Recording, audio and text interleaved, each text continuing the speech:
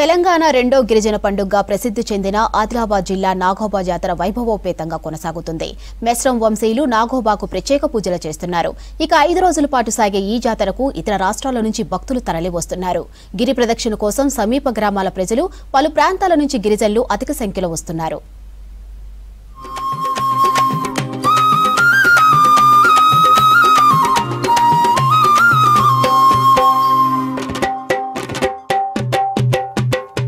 గిరిజనుల ఆరాధ్య దైవం నాగోబా జాతర కన్నుల పండుగగా జరుగుతుంది. కోరికలు నెరవేరడంతో నాగోబా జాతరకు పెద్ద సంఖ్యలో వచ్చి మొక్కులు చెల్లిస్తున్నారు భక్తులు. 6 రాష్ట్రాల్లోని గిరిజన భక్తులు తండోపతండాలుగా నాగోబా దర్శనానికి తరలి వస్తున్నారు. 2 రోజుల నుంచి ఉత్సవాల్లో భక్తుల రద్దీ పెరిగింది.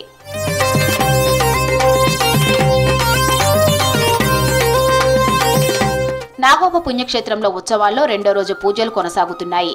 ఇంద్రవెల్లి మండలంలోని కేస్లాపూర్ నాగోబా ఆలయంలో 5 రోజుల పాటు జాతర ఉత్సవాలు అట్టహాసంగా నిర్వహించనున్నారు.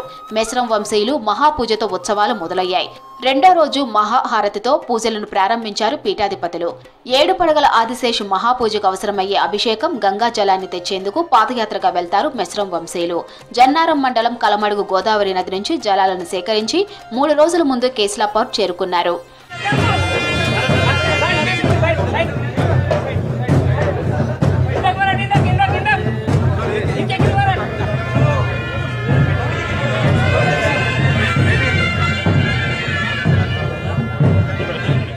నాగోబాను ఆరాధ్య దైవంగా భావిస్తున్న పలు రాష్ట్రాల్లోని గిరిజనులు దర్శనానికి తరలి వస్తున్నారు. నాగోబాను దర్శించుకొని మొక్కులు తీర్చుకుంటున్నారు.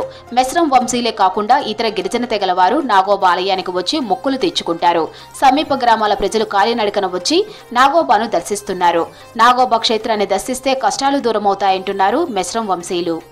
యావత్ ఛత్తీస్గఢ్, జార్ఖండ్, మహారాష్ట్ర వివిధ రాష్ట్రాలకి వెళ్ళి నేటి నుంచి నాగోబా జాతర మరియు నాగోబా దర్శనం మొదలైంది.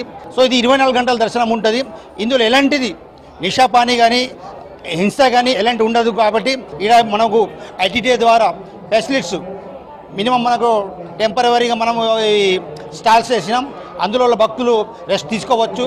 మరియు వాళ్ళకి కావాల్సినటువంటి కేటగిరీ కూడా సౌకర్యాలు కూడా కల్పించడం జరిగింది. గుడి ప్రాంగణం కూడా చాలా బాగా విశాలంగా ఉంది. చాలా బాగుంది. దర్శనానికి కూడా అన్ని వసతులు ఉన్నాయి. అందరూ వచ్చి దర్శనం చేసుకోవడానికి వీలుగా ఉందండి. బాగుంది. మేము కూడా ఎప్పుడు వినడమే కానీ ఇది రావడం మొదటిసారి. ఇంకా జాతర టైంలో చాలా రద్దీగా ఉంటుందని కూడా విన్నాము. ఇప్పుడు వచ్చినందుకు మాకు దర్శనం అయితే చాలా బాగా జరిగింది. ఇక్కడే కూర్చొని ఇంకా చూస్తున్నాం. మొత్తం దీని టెంపుల్ ఆర్కిటెక్చర్ కానీ అన్నీ కూడా చాలా బాగున్నాయి.